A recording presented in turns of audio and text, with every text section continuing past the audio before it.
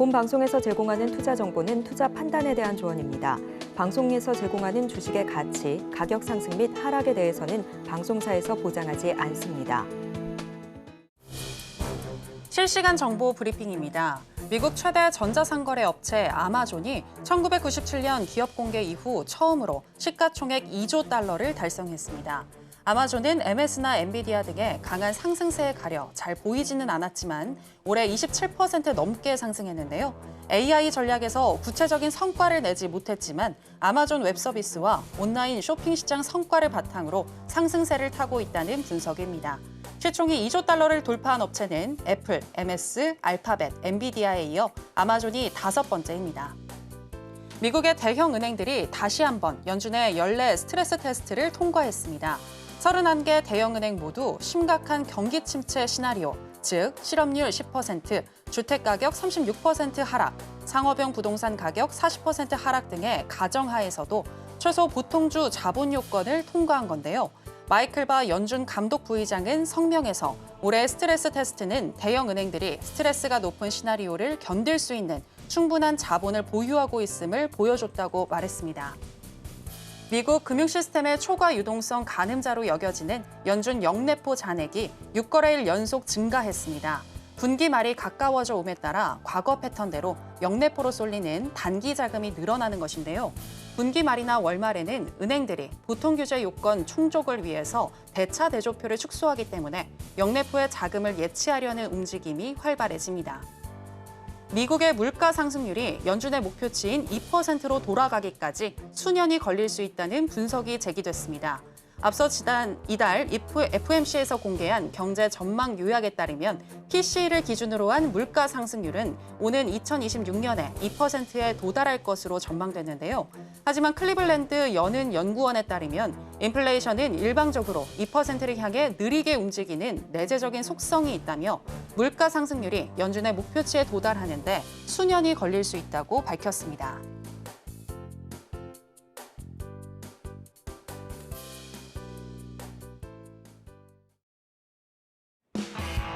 지금은 해선시대. 여러분 안녕하세요. 해외 선물 상황을 가장 빠르게 알려드리는 시간 해선시대 정유현입니다.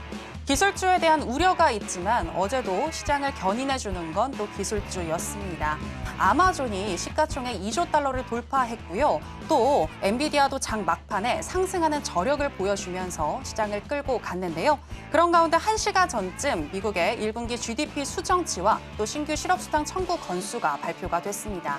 1분기 GDP 수정치 같은 경우에는 1.4%로 시장 예상치를 상회했고 또 미국의 신규 실업수당 청구 건수는 시장 예상치를 하회했는데요. 그럼에도 불구하고 발표와 동시에 나스닥 선물은 장대 양봉을 그리기도 했고요. 또 개장 이후에도 가파르게 매수세가 들어와 주면서 2만 포인트 위로 올라서기도 했습니다. 향후에는 어떤 흐름을 가져갈지 오늘도 저희 해선시대가 짚어드릴 거고요. 일단 오늘 뉴욕의 3대 지수 하락으로 출발을 했습니다. 본격적인 시작 전에 주요 경제지표 일정부터 만나보고 오시죠. 네, 오늘의 주요 경제지표 일정입니다. 미국 상무부는 미국의 1분기 국내 총생산 GDP가 전년 동기 대비 1.4% 증가했다고 밝혔습니다. 이는 지난달 발표한 잠정치 대비 0.1%포인트 높은 수치입니다. 미국의 5월 내구재 수주가 전월 대비 0.1% 증가하며 예측치를 상회했습니다.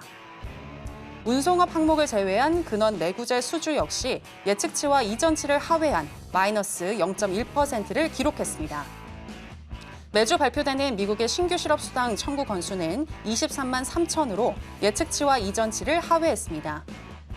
내일 21시 30분에는 연준이 선호하는 물가 지표인 개인 소비지출 물가지수 PCE가 발표됩니다.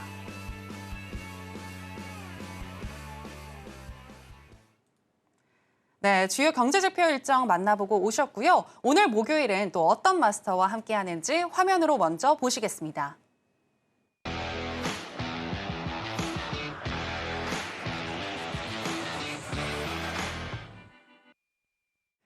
네, 해외 선물계 왕자님 해왕 마스터 나오셨습니다. 마스터님 안녕하세요. 네, 시청자 여러분들께도 인사 부탁드립니다. 네, 화요일에 이어서 오늘 목요일에 나왔습니다, 여러분들. 시장에 대해서 아직 큰 변동 사항은 없는데 여러분들 좀 체크해야 될 사항 그리고 조금 우려하는 부분, 이 부분에 대해서 오늘 해소를 해드릴게요. 네, 1시간 동안 여러분들 확실하게 배워가시기 바랍니다. 1시간 동안 잘 부탁드립니다.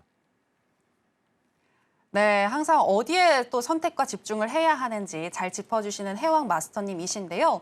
특히 내일 같은 경우에 PC 지표 발표와 더불어서 또 오늘 새벽이죠. 조 바이든 미국 대통령과 전 트럼프 대통령 간의 TV 토론도 예정이 되어 있는데 이러한 이벤트들이 또 증시에 큰 영향을 줄 수도 있습니다. 이러한 상황 속에서 우리는 어떤 또 대응을 해야 할지 미리미리 좀 공부하시면서 알아가시면 좋을 것 같습니다. 오늘도 끝까지 해선시대와 함께 해주시기 바라겠고요. 또 해왕 마스터님의 또 깊이 있는 그런 안목을 믿고 또 그 대응법 자세히 알아보고 싶으신 분들은 하단에 나가고 있는 내용 참고를 해주시면 좋겠습니다. 자, 그럼 이제 해선시대 본격적으로 시작하겠습니다. 먼저 미국 나스닥 선물의 현재 시세와 더불어서 이슈 체크해 보겠습니다.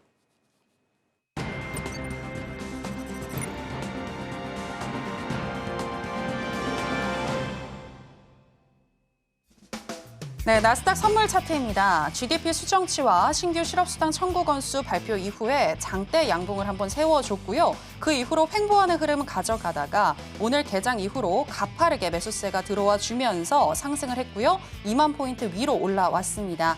그리고 지금 같은 경우에는 0.2% 정도, 그러니까 강보합권인 2만 52선 지나가고 있는데요. 자, 그러면 나스닥과 관련한 이슈도 체크해 보겠습니다. 네, 저희가 두 가지 이슈 준비했는데요. 먼저 첫 번째 같은 경우에는 최근 미국 주식 시장이 신고가를 계속해서 경신할 수 있을지 의견이 분분한데 이와 관련해서도 관련된 뉴스가 되겠습니다. 현재 시간 28일에 발표되는 PCE 지표가 둔화할 경우 미국 주식 시장 고점 랠리에 또 다른 원동력으로 작용할 수 있다는 전망을 담은 기사인데요. 아무래도 인플레이션이 하락을 하게 되면 연준의 목표치인 2%에 가까워지는 거니까 긍정적으로 호재로 받아들일 수가 있겠죠. 월스트리트 저널이 집계한 시장 전망치에 따르면 5월의 PCE 가격 지수는 전월과 같은 수준을 기록하고 또 근원 PCE 같은 경우에는 전월 대비로는 0.1%, 전년 동기 대비로는 2.5% 상승이 예상된다고 하는데요. 뱅크 오브 아메리카나 코메리카 뱅크 그리고 월가의 베테랑 투자자도 인플레율이 연준의 목표치인 2%를 향해 계속 진전을 보일 것이라는 주장을 펼치고 있습니다. 곧 이야기 나눠보도록 하겠습니다. 자, 먼저 그리고 두 번째 이슈 또 살펴보실 텐데요. 미국의 엔비디아 매수해도 될까 되살아나는 닷컴버블 악몽이라는 기사가 되겠습니다. 최근에 3거래일 연속 급락을 하다가 다시 조금 살아난 엔비디아인데요. 앞서서 보여줬던 엔비디아의 이런 가파른 하락세는 24년 전 닷컴버블의 악몽을 상기시킨다는 내용이 되겠습니다. 특히 시스코랑 엔비디아가 많이 비교가 되고 있는데요. 인터넷 네트워크 장비 기업인 시스코는 과거 2000년 3월에 $80로 사상 최고치를 찍었지만 2002년 10월에는 $8.6까지 폭락을 했다고 합니다. 한창 잘 나가던 2000년 3월에 시스코는 시장의 장기 추세를 판단하는 핵심 지표인 200일 이동평균선이 약 80% 위에서 거래가 됐는데 엔비디아는 최근 200일 이동평균선보다 약 100% 높은 가격에서 거래가 됐다고 합니다. 이에 엔비디아 거품에 대한 이야기가 계속 나오고 있는 거고요. 다만 닷컴버블이 정점에 달했을 때 인텔의 경우 매출이 감소하는 때였지만 엔비디아의 마진과 자기 자본율은 매우 높기 때문에 엔비디아의 모멘텀은 계속될 것이라는 의견도 제기가 되고 있습니다. 관련해서 또 이야기 나눠보도록 하겠습니다. 자, 일단 첫 번째 이슈부터 이야기를 해볼 텐데요. PCE 지표가 둔화할 경우 고점 랠리에 또 다른 원동력으로 작용할 것이다라는 내용인데 이와 좀 비슷한 의견을 가져가시는지 궁금합니다. 마스터님 어떤가요? 저는 이 부분에 대해서 좀 완전 반대. 완전 반대요? 네. 완전 반대 의견을 네. 좀 꺼내고 싶어요. 자, 여러분들 왜냐하면 물가가 둔화되면 시장이 좋을 것이다라고 착각을 하는데 네. 물가가 제가 계속 여기서 얘기하는 물가가 영향을 끼치는 건 결국 통화 정책이거든요. 통화 정책. 네. 그러니까 지금은 여러분들한테 계속 이 얘기를 꺼내요. 원칙을 깨야 돼요. 원칙을. 그러니까 우리가 이론학으로 배웠을 때는 물가가 안정되면 금리가 인하하면 시장이 좋을 거야. 이런 판단을 하잖아요. 네.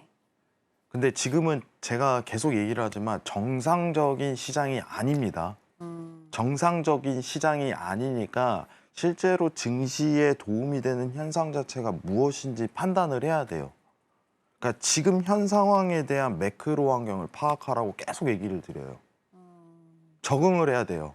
그러면은 물가가 내려간다라고 하면은 금리 인하 시기가 당겨진다. 이렇게 판단할 수 있겠죠. 네. 그러면 시장에는 오히려 악조건이 낄 수 있어요. 네. 왜냐하면 금리 인하 전까지 올라간다고 하셨으니까요. 네네. 오히려. 그러면은 PC라는 거는 어쨌든 이제 CPI에 대한 어떤 선제적인 반영도 하는 케이스인데, 저는 오히려 이번에 이제 물가가 좀 높게 나오길 바래요. 네. 어차피 시장은 안 떨어질 거니까. 조정을 주겠죠. 근데 그 조정이라는 게 뭐예요? 약간 살짝 이제 숨고르기 들어가는 장이 들어가는 거예요. 개인적으로. 그거는 굉장히 필요해요. 우리가. 더 큰 상승을 하기 위해서는. 근데 PC 도나시 미증시 고점 랠리 이어질 것. 예. 굉장히 두리뭉실해요. 사실. 사실 제가 제일 싫어하는 뉴스가 저런 뉴스예요. 올라갈 것, 떨어질 것, 어디까지 갈 것.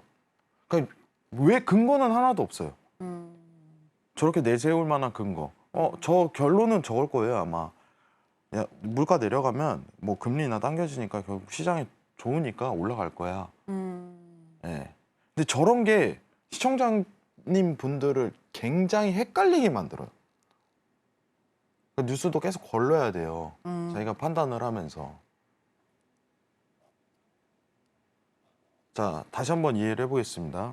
지금은요, 물가가 시장에 영향을 끼치는 요소 자체가 굉장히 적습니다. 예, 그냥 금리 인하 시기 이것만 가지고 논하는데 그때까지는 시장이 오를 거예요. 그럼 금리 인하 시기가 뒤로 딜레이 될수록 시장이 좋은 거예요. 오히려. 왜냐? 더 길게 올라갈 수 있으니까. 이해하시겠죠? 그럼 둔화됐다는 건 뭐예요? 금리 인하를 더 당길 수 있다는 거겠죠.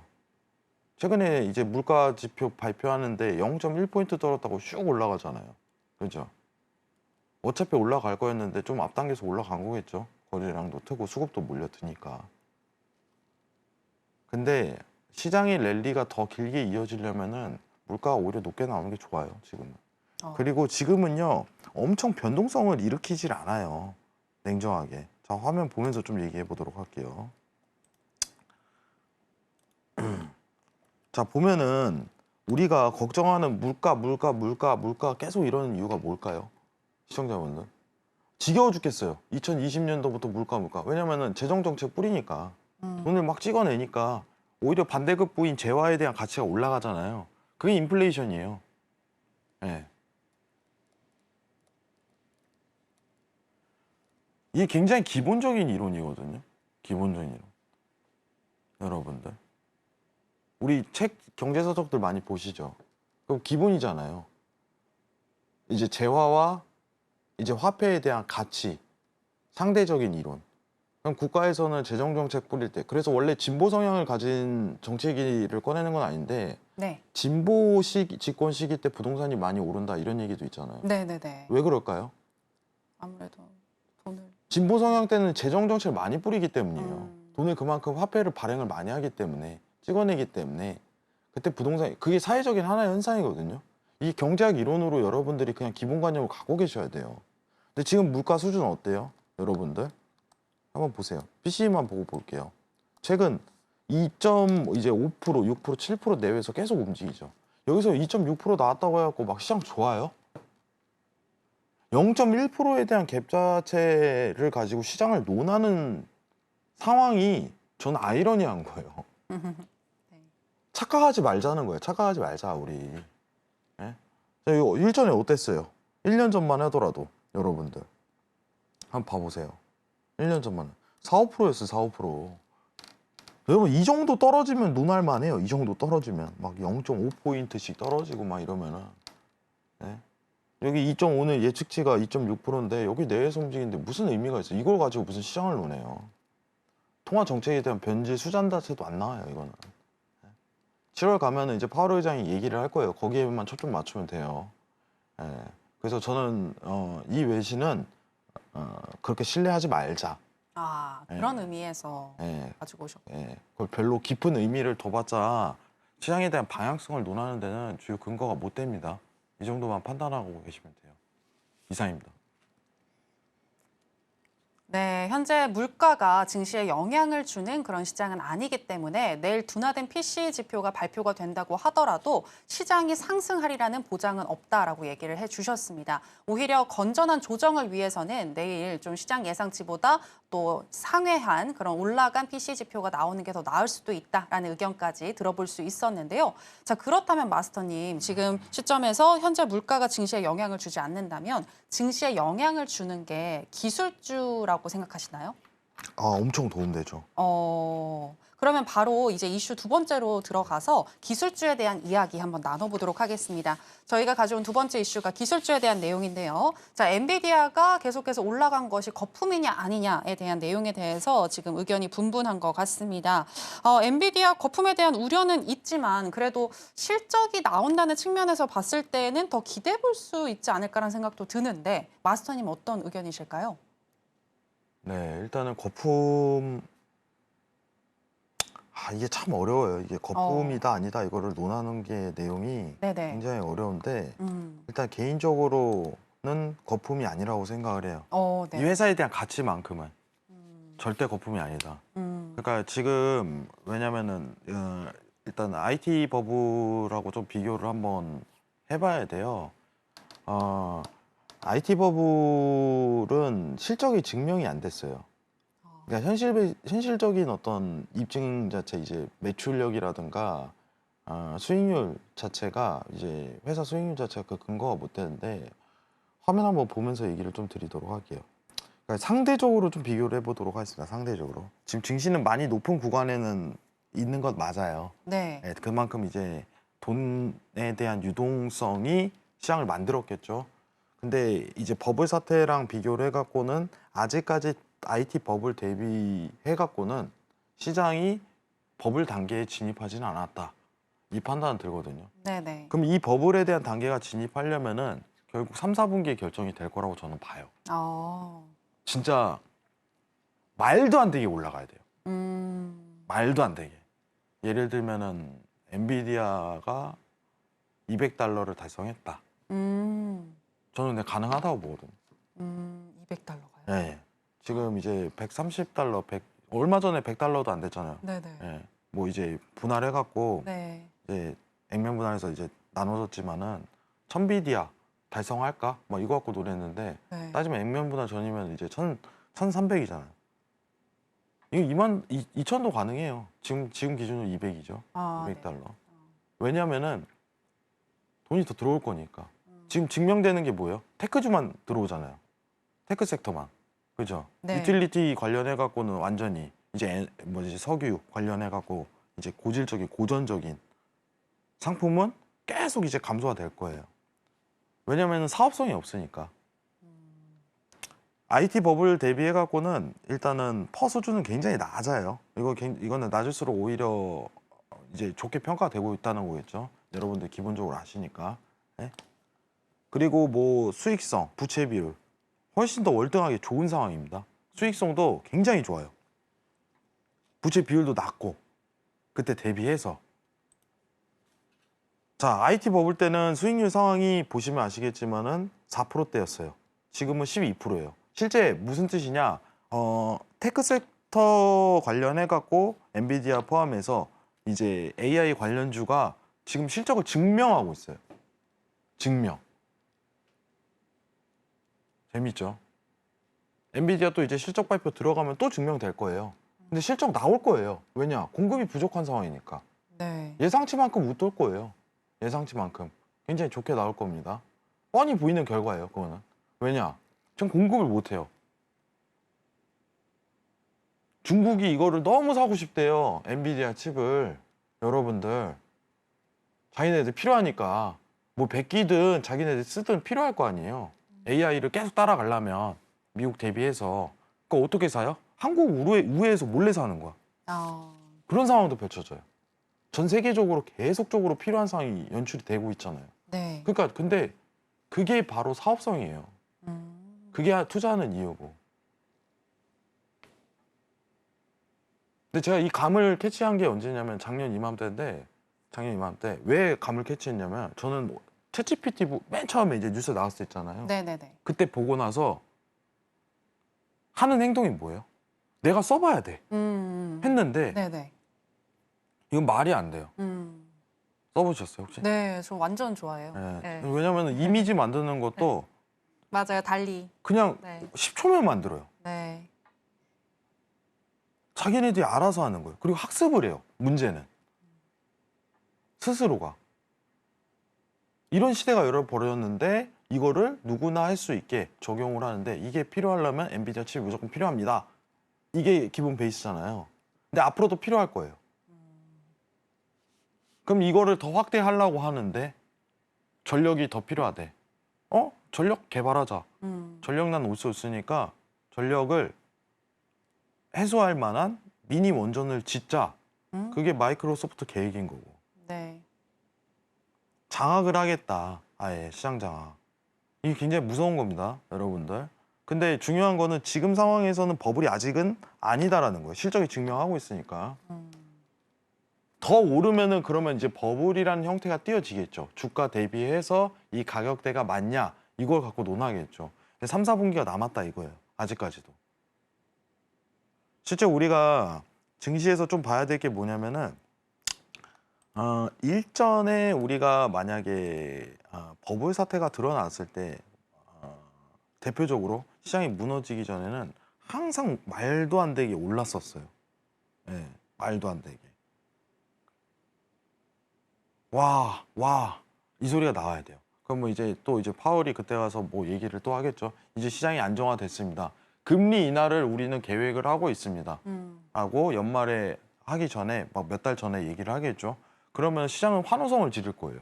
거의. 네. 야, 이제 안 해? 그럼 더 몰릴 거예요. 수급이. 더 난리 나고. 야, 이거 진짜 대박이다. 여기 실적도 증명하는데 착각을 일으켜야 돼요. 사람들이. 마치 경제가 정상화된 거 마냥. 만약에 여러분들한테 제가 먼저 얘기를 드릴게요. 여러분들 지인 중에 만약에 나 지금 엔비디아 사야 되는 거 아니야 이런 말 나오잖아요. 네. 그럼 고점일 가능성이 높아요. 그때 가서. 여러분 최고는요. 인간 지표예요.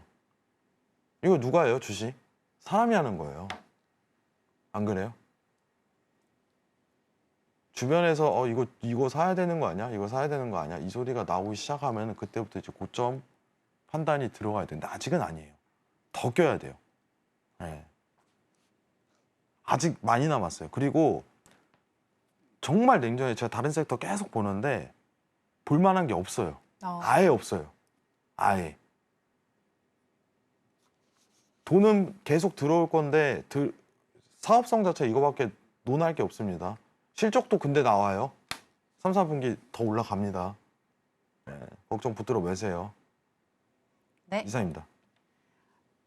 네, 기술주가 거품인지 아닌지는 하반기에 가봐야 알 수 있을 것 같고 엔비디아 같은 경우에는 현재 실적이 나오고 있기 때문에 현재 시점에서는 거품이 아니라고 판단할 수 있을 것 같다라는 의견 들어봤습니다. 자, 그럼 현재 시점에서 나스닥 선물은 우리 또 어떤 전략을 가지고 가야 할지 바로 들어보도록 하겠습니다. 자, 마스터님 팻말 준비해 주시고요.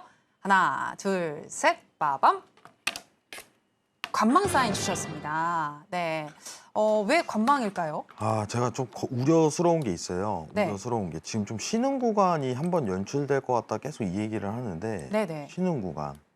지금 일단은 이제 좀 저는 과감하게 들어갈 수 있는 구간대가 아니라고 생각을 하거든요. 지금 상황이. 이제 상단에 제 채널을 계속 신경 쓰고 있어요. 이 채널을. 저 화면 보이시죠? 네, 좀 더 두껍게 해볼까요? 네, 색깔이 잘 안 보이네요. 주황색이니까. 제가 색깔도 변경해 볼게요. 요 상단에 대한 위치값 자체를 신경 씁니다. 이게 뭐냐면은 최소한 시장에서 이 부분이 안정세로 들어가려면은 완전한 하락은 원치는 않아요. 이 일자로 시간에 대한 어떤 조정이 필요해요. 시간에 대한 조정. 흐지부지한. 일전에 이제 작년 올해 초 같은 어떤 이 시장에 대한 조정이라든가 4월에 대한 시장에 대한 조정이라든가 이런 조정이 필요해요. 지금 단계에서. 이거는 계속 얘기를 드리는 겁니다. 제가 조금 7월을 불안하게 보고 있어요. 그래서 7월을. 그리고 왔으면 좋겠어요. 조정. 왜냐면은 네. 저 조정이 오면은 사실 화끈하게 우리가 매수를 볼 수 있으니까. 음. 어영부영하게 오를까? 이 생각이 아니라 네. 확신성을 어느 정도 가지고 좀 더 매수에 대해서 탄력을 붙일 수 있거든요. 네. 그러면은. 근데 지금은 이 상단에 대한 위치값이 도달했기 때문에 제가 불안성이 높아요. 여러분들. 이 정도만 체크하시면 될 것 같고 분봉 위치값으로 좀 넘어가서 이제 단기 트레이딩에 대한 전략 자체 굉장히 간단하게 보면은 여러분들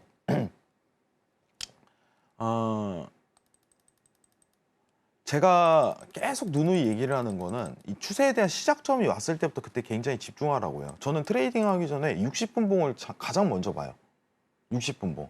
그날 대응이 가능하냐 안 하냐 여부는 60분봉에서 걸려 있거든요.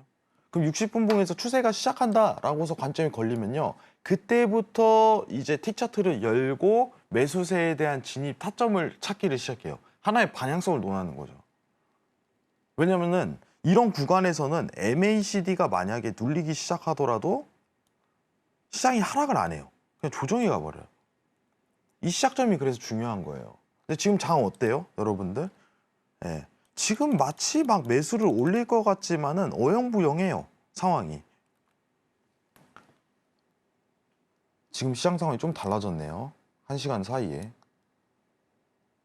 지금 변경을 좀 한번 하도록 할게요. 네네. 여러분들. 네, 매수로 좀 변경을 하도록. 매수로요? 네. 네. 어떤 부분 때문일까요? 자, 지금 보세요. 네. 여러분들. 자, 트기 시작했죠. 자, 오늘 당일 추세에 대한 시작점이 들어갈 가능성이 굉장히 높아요. 여기 보이시죠? 아까까지 오기 전까지 제가 계속 차트를 보고 있었는데 이 부분이 완전히 이제 변동성이 없었다면은 기준선하고 전환선에 대한 어떤 두 방향성 자체가 일치하지 않는 상황이 계속 연출됐다면 저는 관망이었거든요.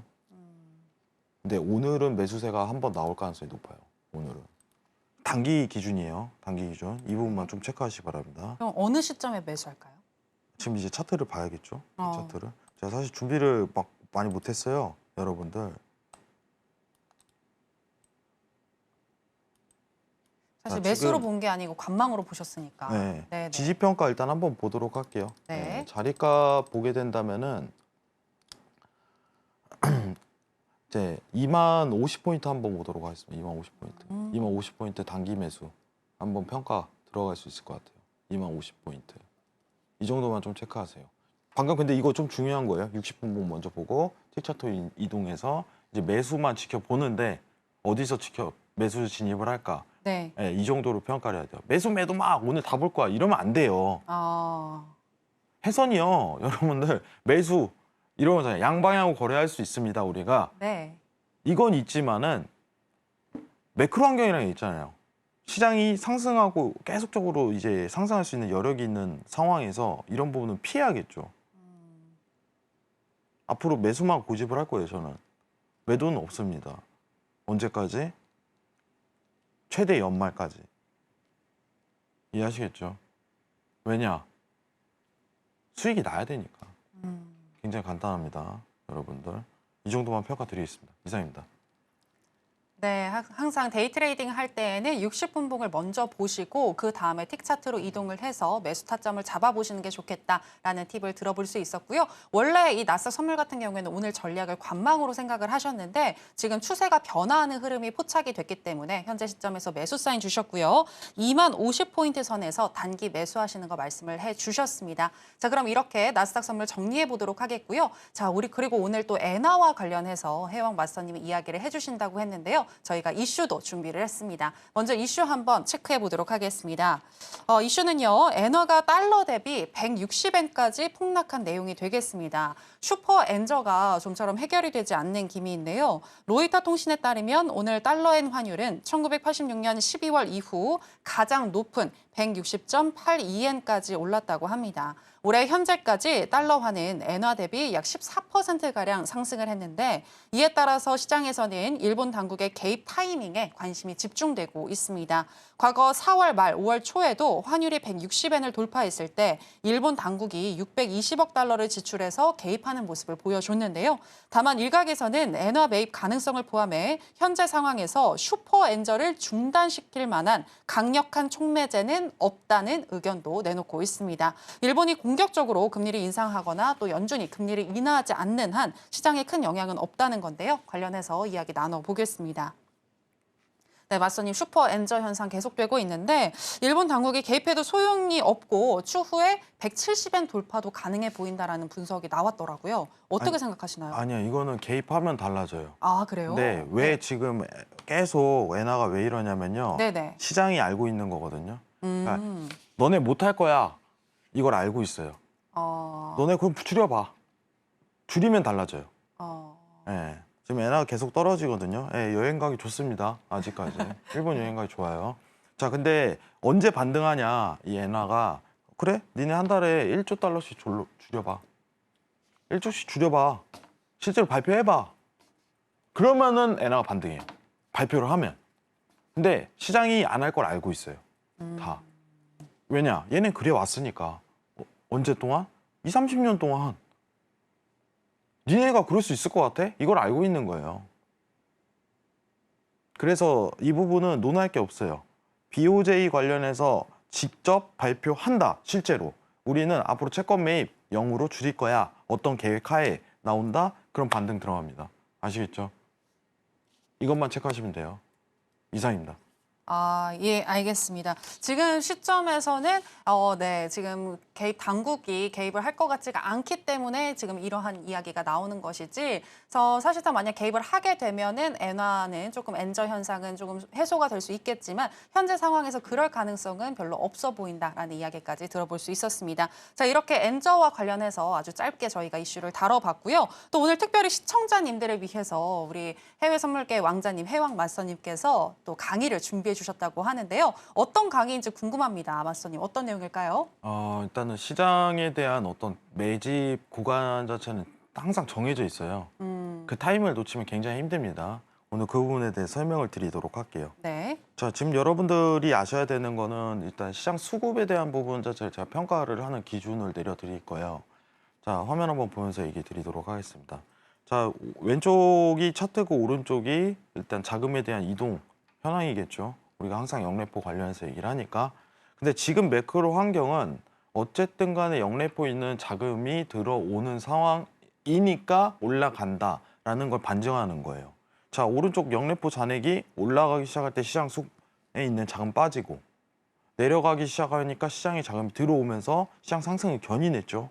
결국은 뭐냐? 시장은 아직까지 올라간다라고 가정을 지어야 되거든요. 근데 저는요. 시장에 대한 긴축이 들어가기 시작했을 때 연준에서 발표를 했어요. 여러분들, 우리 연준은 테이퍼링 종료와 동시에 금리 인상을 할 거야. 굉장히 말도 안 되는 현상이 펼쳐지면서 자금이 다 빠져나왔거든요. 그러면은 이게 상단을 멈춘다라고 가정을 했을 때 우리는 시장이 이제 저점이다라고 평가를 할 수 있었어요. 그게 저는 22년도 말이었어요. 여러분들. 남들이 안 보는 시장에 대한 견해를 가지고 있어야 돼요.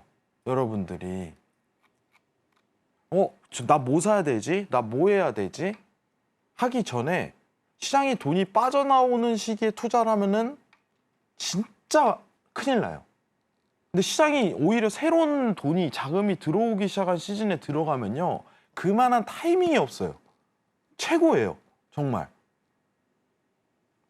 그래서 오히려 두 구간에 대해서 굉장히 얘기를 드렸어요. 여러분들. 23년도 2월, 23년도 10월 강하게 사셔도 된다. 근데 뭐예요? AI 관련주만 얘기를 했어요. 이 두 구간에서만. 왜냐? 사업성이 나오니까. 내가 해봤는데 이거는 대단한 기술이야. 실제로. 근데 이게 없으면 안 된대. 이 칩이 없으면요. 절대 불가능하대요. 관계자한테도 오히려 물어봤어요. 야, 이거 너가 이거 관계자이니까, IT 관계자니까 이거 진짜 없으면 안 되는 거야? 이거 없으면 못 써요. 아예. 이거 개발도 안 돼요. 이 정도는 나와야 돼요. 됐다. 이거네. 인간 지표야. 그냥 물어봐요. 확인을 해보는 거예요. 저 IT 모릅니다, 여러분들. 저 코딩도 기본 코딩밖에 못해요, 여러분들. 그럼 물어볼 수 있는 사람 충분히 주변에 있을 거 아니에요. 안 그래요? 그래서 이 두 구간에만 집중을 했던 거예요. 지금 이거 사셔도 돼요. 예. 테크 섹터 관련 파생 상품은 괜찮습니다. 왜냐? 올라갈 거니까. 자, 예를 들어서 엔비디아가 오른쪽 차트고 이건 파생 상품이죠. 예, 테크 관련 섹터만 몰려있는 반도체 뭐 이런 거 몰려있는 AI 관련해서. 자, 우리가 지금 이전 차트를 한번 보도록 할게요. 두 구간을. 여러분들. 23년도 2월, 23년도 10월. 만약에 이때 샀다면 지금 시장에 대한 투자 수익률은 어떻게 됐을까? 뭐 둘 다 올랐겠죠. 당연히. 근데 정해져 있다 이거예요. 여러분들 결국은. 사는 구간은. 시장에 돈이 들어오기 시작할 때 시장이 조정이 나오고 어차피 더 상승할 거라는 어떤 반증이 띄어졌을 때 그 23년도 10월이었던 거고. 지금 많이 올랐어요, 여러분들. 근데 제가 얘기하는 건 이거예요. 이런 어떤 사업성 있는 평가라든가 섹터가 또 여러분들 앞에 나타날 거예요. 언제까지? 살아있는 동안. 근데 우리는 모르고 지나간다. 왜냐? 남들이 막 여기 올라가서 돈 벌고 있을 때 한창 벌고 있어요. 막 수익률 200%, 300%. 근데 그때부터 관심 가죠. 뭐야, 이거? 나 들어가도 돼? 그럼 제일 많이 오는 질문이 이거예요. 형, 지금 들어가도 되나요? 오늘도 CT 부사님이 엔비디아 사도 되냐고 물어보셨어요. 그러니까 이게 똑같은. 그러니까 제가 사실 이제 남들이 안 보고 있을 때 오히려 더 이제 시도를 해야 되거든요. 예. 그러니까 예를 들면요. 만약에 23년도 10월에 사고 있었대요. 우리 노란톡에 계신 분이. 근데 지금 300% 수익 중이에요. 안 건드려요. 근데 제가 뭐라고 했냐면 이거 살 때 그 얘기를 한번 했어요. 제발 좀 팔지 마세요. 제가 오죽했으면 요청을 드려요. 시청자분한테. 이거를 샀을 때는요. 그러니까 오늘 노란톡에서 이게 4848 사고 팔고 이거 반복하니까 굉장히 시수가 나온대. 오히려 진입 타이밍도 놓치고. 근데 오히려 놓쳐버리면은 추세 나와버리면은 좋은 사업성은 그냥 날아가 버려요. 지금은 안 그런데 그냥 잡고 있대. 언제부터요? 작년 10월부터. 그러니까 300%의 수익률을 유지하는 거예요. 여러분 어디 가서 300% 수익률 내요? 이 단기간 6개월 내에 7개월 내에. 부럽다. 진짜 이 얘기했어요. 근데 왜 갖고 계세요? 아직도 갖고 계세요? 그러니까 이 말 나오잖아요. 회장님 팔지 말라면서요. 팔지 말라 했어요. 왜 팔아요 이거를? 금리 인하 직전에 팔면 되지. 저는 아직도 팔지 말라고 해요. 시그널 드릴 테니까 이거 건들지 마세요. 자기가 스스로가 만약에 수익이 났어요. 근데 시장이 팔고 나서 더 올라. 근데 스스로 위로해요 어느 순간. 아 괜찮아 나 수익 냈으니까. 근데 또 계속 날라가. 괜히 팔았나? 그 다른 거 찾고 있어. 매도 여러분 진입도 중요하겠지만 청산에 대한 위치값도 엄청 중요해요. 이유가 있는 거예요 다. 이유가. 제가 여러분들 6개월, 1년 전부터 계속 활동했던 얘기를 어필했을 때 그 당시는요. 사람들이 몰라요. 제 유일한 단점이에요. 근데 시간이 지나면 진짜네? 이렇게 되네? 이래버려요. 네, 럼프섬님도 엔비디아 2022년 12월부터 해왕님 말씀 듣고 샀네요라고. 네, 이렇게. 초창기 때 사신 분이죠. 네. 네. 이분은 수익 엄청 많이 나셨겠어요. 네, 저는 근데 이제 노란통에서 이제 커피를 많이 받아요. 네. 그래서 사실 제 돈으로 커피를 잘 안 사 먹어요. 그래서 네. 저도 좀 사주세요. 근데 기회가 된다면. 네. 근데 중요한 건 뭐냐면은 왜 이게 경험이 필요해요. 왜 제가 이렇게 했는지에 대한 이해를 하시라는 거예요. 이해를. 예. 계속적으로 어쨌든 이런 내용이 반복해서 나올 수밖에 없어요. 근데 우리는 투자를 하는 건가 투기를 하는 건가라는 고민을 계속적으로 해야 돼요. 제가 잡아주거든요. 노란톡에서. 그거 왜 하세요? 이래요. 오늘 나왔던 게 2차 전지야. 이제 2차 전지 좀 갔어요, 여러분들. 자금이 오지 않아요. 생각 이상으로, 여러분들. 제가 이 부분은 다음 주 화요일 날 좀 설명드릴 거예요. 2차 전지는 왜 안 되는지. 근데 그 전에 여러분들이 좀 배워야 될 게 뭐냐면요. 제가 왜 시장이 하락하고 올랐을 때 이런 매크로 현상을 왜 계속 여기 와서 사람들 아무도 못 알아듣는데 설명하고 있냐 이거예요. 누구도 관심 없어요, 영래포에. 어떤 언론사도 다루질 않아요. 근데 이게 수익을 만들어요, 여러분들. 다시 한번 설명을 하겠습니다. 자, 긴축이 들어간대요. 그럼 증시에 있는 자금이 빠져나오겠죠. 그죠? 그거를 이제 증시 자금은 머니마켓 펀드 시장이라고 얘기를 할게요. 여러분들. 미국에 있는 구조는요. 단기 상품이 위주가 굉장히 유동성을 만들어요. 돈 들어왔다 빠졌다 들어왔다 빠졌다. 근데 들어오는 양이 많으면 어떻게 돼 있어요? 시장이 당연히 오르겠죠. 그죠? 그거 머니마켓 펀드 시장이라고 간단하게 이해하시면 좋아요. 근데 시장이 우리가 금리 제로 금리에서 5.5%까지 스트레이트로 올리는 구간을 막 이제 연준에서 내용을 붓고 있잖아요. 막 물가가 여러분들 막 5%대를 치고 있습니다. 안정 안 되니까. 그죠? 그러니까 막 긴축 강도를 굉장히 강하게 담잖아요. 저는 그때 확신을 했어요. 여러분 이거 시장 떨어집니다. 왠 줄 알아요? 보통 이제 채권 매입 축소를 하게 되는 연준에 대한 긴축 기간이 있죠. 그게 1년이에요. 그런 다음에 1년을 쉬어요. 그 다음 금리 인상을 해요. 근데 연준에 대한 그때 과정은 뭐예요? 야, 우리 이제 채권 매입 축소할 거야 하고서 채권 매입 축소 기간을 3개월밖에 안 잡아버려요. 근데 3개월 종료하자마자 금리 인상을 해요. 보통 이제 통화 정책에 대한 사이클을 완전히 철저히 밟아버렸어요. 없애버렸다고요. 순식간에 그냥 긴축해버리겠다. 이거 물가 통제 못하면 우리 이거 못 막아. 라는 연준의 생각을 저는 읽었어요. 왜냐? 종료하자마자 금리 인상한다는 거는 근데 이거는 굉장히 경험이 필요하거든요. 보통 사람들한테 얘기를 하면 몰라요.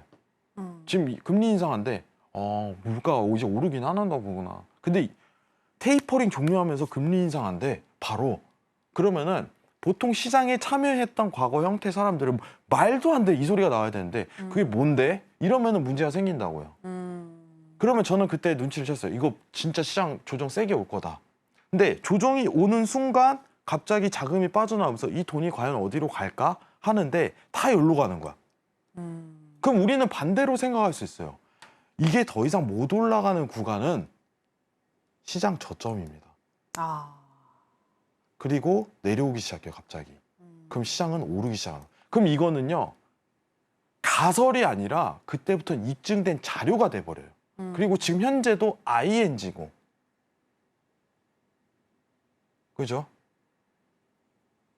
그러면은 영래포에 있는 연준이 돈을 가지고 있는 거예요. 제가 연준이고 앵커님이 만약에 머니마켓 이제 시장 참여 시중은행이라고 하면은 돈을 저한테 맡기고 채권을 가져가요.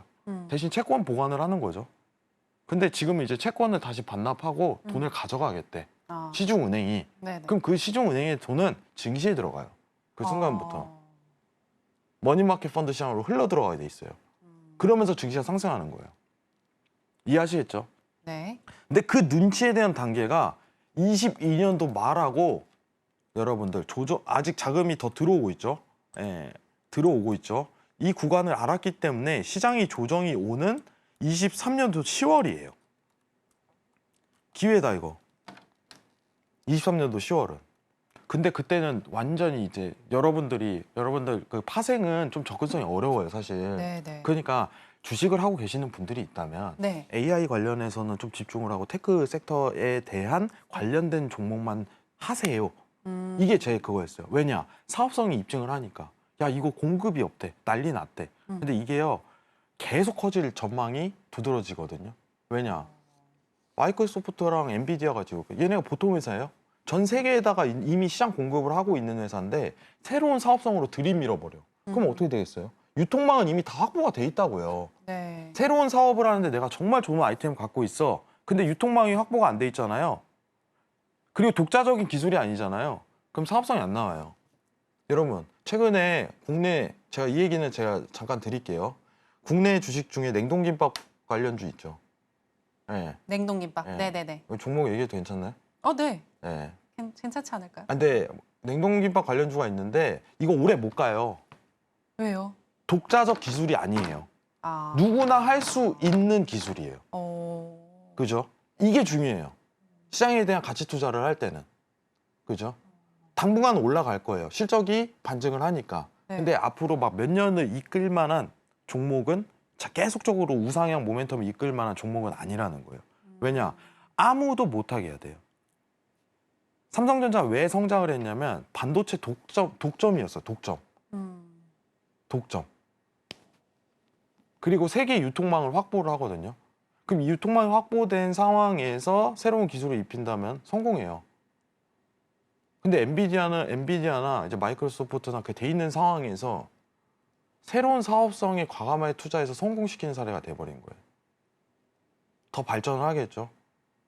더 매출은 나오고. 근데 여러분들이 아셨으면 좋겠어요. 저는 개인적으로 진입에 대한 타이밍은 정해져 있어요. 진입에 대한 타이밍은 여러분들. 지금 AI 관련해서 하도 되나요? 라고 했을 때 네. 저는 솔직히 반대하고 싶어요. 아. 늦었습니다. 더 올라가요. 근데 반대하고 싶어요. 왜냐? 진입 구간이 불명확하게 들어가거든요. 남들이 이제 보기 시작할 때 내가 새로운 진입을 한다 라고 가정을 한다면 그게 습관이 돼요. 투자에. 부동산도 똑같아요. 여러분들. 주식도 똑같고 남들 안 보낼 때 해야 돼요. 여러분들. 남들 안 볼 때. 그럼 지금 시점에서 뭐 전력이나 원전 이런 거는 관심을 갖고 공부를 해야 될 시기예요. 아. 왜냐? 지금 당장은 그게 입증되지 않을 거예요. 왜냐? 아. 개발 단계니까. 그리고 지금은 어떤 전력, 이제 3분기, 4분기는 사실 전력주에 굉장히 많이 가죠. 사실 제가 제일 집중하는 키워드예요. 전력. 아. 왜냐하면 따라올 수밖에 없거든. 이게 성장함에 따라 기본적으로 파생되는 섹터가 돼버려요. 전력주는 완전히. 정말 중요한 에너지. 그리고 오펙 눌러야 되잖아. 유전 가지고는 이제 승부 안 볼라요. 미국에서. 왜 그러냐면 재밌는 얘기는 뭐냐면은 에너지 이제 오펙을 누르는 이유가 옛날 과거에는 막 석유 고갈이 될 거다 이제. 네. 무슨 막 가설이 많잖아요. 이 석유가 왜 생겼냐. 무슨 공룡에 대한 무슨 뼈에서 잔해에서 나오는 게 묻어져서. 근데 이게 시간이 지나서 기술이 발전되니까 이게 유전이 끝도 없이 나요. 의미가 없어진 거죠. 그러면은 미국은요 이제 중동이랑 승부를 볼 수가 없어요. 그러니까 친환경으로 프레임을 씌워야 돼요. 그때부터. 그러면서 에너지를 전력적으로 쏟고 있는 거예요. 그래서 전력 키워드가 근데 오픈 AI가 계속 확장되고 발전되고 사업성이 감에 따라 굉장히 드러날 거예요. 제가 앞으로 이런 부분에 대해서는 노란톡에서 계속 설명을 드릴 거예요. 네. 여러분들 소통을 하면서. 왜 그러냐면요. 투자가 굉장히 생각보다 여러분들 신중해야 돼요. 굉장히 신중해야 돼요. 한 번을 진입하더라도 가장 큰 수익을 볼 수 있는 구간에서 타이밍 자체를 잘 잡으면요. 여러분들이 큰 걱정을 안 해요. 어느 정도 수익이 확보되면. 이런 부분 설명드리도록 하겠습니다. 참여하세요. 이상입니다. 네, 정말 듣는 내내 시장을 크게 보고 해안을 갖는 것이 매우 중요하겠다라는 생각이 들었는데요. 이렇게 해왕 마스터님의 해안을 또 말미암아 수익을 좀 극대화시키고 싶다 하시는 분들은 해왕 마스터님과 함께 해주시면 되겠고요. 특히나 해외 선물뿐만이 아니라 주식과 관련해서도 여러 가지 전략을 주고 계시니까 참고해 보시면 좋을 것 같습니다. 자, 그럼 아쉽지만 마스터님과는 여기서 인사 나누도록 하겠습니다. 마스터님, 오늘 고맙습니다. 네, 그럼 저희 해선시대 오늘 저희가 무슨 이야기를 나눴는지 오늘의 핵심으로 정리해 보겠습니다. 오늘의 핵심입니다. 먼저 거실 경제 같은 경우에는 물가가 연준 통화 정책에 영향을 줄 수는 있지만 현재 정상적인 경제 상황이 아니기 때문에 인플레이션과 증시의 상관관계는 적다고 보셨습니다. 그래서 오히려 내일 발표될 PCE가 높게 나오면 미 증시의 상승 재료가 될 것이라고 의견 주셨습니다. 그리고 나스닥 같은 경우에는 데일리 트레이딩 관련해서 팁을 주셨는데요. 가능 여부는 60분봉으로 확인을 하고 시작한 다음에 틱 차트로 이동을 해서 기준선과 전환선이 정방향으로 가는지 보고 진입하자고 주셨습니다. 그리고 오늘은 2만 50포인트에서 단기 매수 가능해 보인다라고 전략 주셨습니다. 또 엔화 관련해서도 이야기를 해주셨는데요. 일본은행이 채권 매입과 관련된 구체적인 계획을 발표하기 전까지 엔화 약세는 계속될 것이라고 의견 주셨습니다. 네, 오늘의 핵심 살펴보고 오셨고요. 저희가 방송에서 전해드리는 내용은 투자 판단에 대한 조언일 뿐 해당 상품의 가치나 수익률을 보장하진 않습니다. 그리고 저희 해선시대와 서울경제TV는 자본시장 통합법을 준수하고 있습니다. 1:1 투자 상담, 유사 수신 행위 등 모든 불법 사항을 엄중히 금지하고 있으니 이 부분 유의해 주시기 바랍니다. 저희가 준비한 내용은 여기까지입니다. 함께해 주신 여러분 고맙습니다.